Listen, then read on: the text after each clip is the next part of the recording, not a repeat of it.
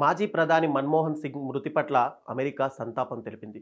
గత 2 దశాబ్దాల్లో ఇరు దేశాలు సాధించిన ప్రగతికి ఆయన పునాది వేశారని, యుఎస్ ఇండియా పౌర అణు సహకార ఒప్పందాన్ని ముందుకు తీసుకెళ్లడంలో మన్మోహన్ నాయకత్వం కీలకమని యుఎస్ విదేశాంగ మంత్రి యాంటోనీ బ్లింకెన్ పేర్కొన్నారు.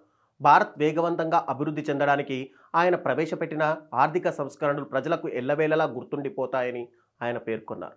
మరోవైపు ప్రధాని మన్మోహన్ సింగ్ మరణానంతరం రాష్ట్రపతి భవన్పై జాతీయ జెండాను స్తంభానికి సగభాగంలోకి దించి ఎగురవేశారు. మాజీ ప్రధాని మన్మోహన్ సింగ్ అంటే తనకు ప్రత్యేకమైన అభిమానమని అమెరికా మాజీ అధ్యక్షుడు బరాక్ ఒబామా తెలిపారు.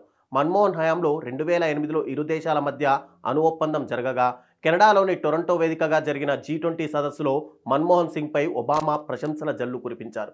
ప్రధాని చెబితే ప్రజలు తప్పకుండా వింటారనే మాటను నిజం చేశారని, ఈ వేదికపై నుంచి నేను బలంగా చెబుతున్నానని ఒబామా ప్రశంసించారు. అదేవిధంగా ఒబామా రాసిన ఏ ప్రామిస్డ్ ల్యాండ్ అనే పుస్తకంలో మన్మోహన్ సింగ్ గురించి ప్రస్తావించారు. ఆయన అసాధారణ ప్రతిభ కలిగిన నిజాయితీపరుడు. భారత ప్రజల శ్రేయస్సు, ఆర్థిక సంస్కరణ కోసం ఆయన నిబద్ధతతో పనిచేశారు. తన సంస్కరణలతో ఎంతోమందిని పేదరికం నుంచి బయటకు తీసుకొచ్చారు. ఆలోచనాత్మకమైన, కపటం లేని నిజాయితీతో కూడిన వ్యక్తిత్వం మన్మోహన్ సింగ్ సొంతమంటూ ఒబామా పేర్కొన్నారు.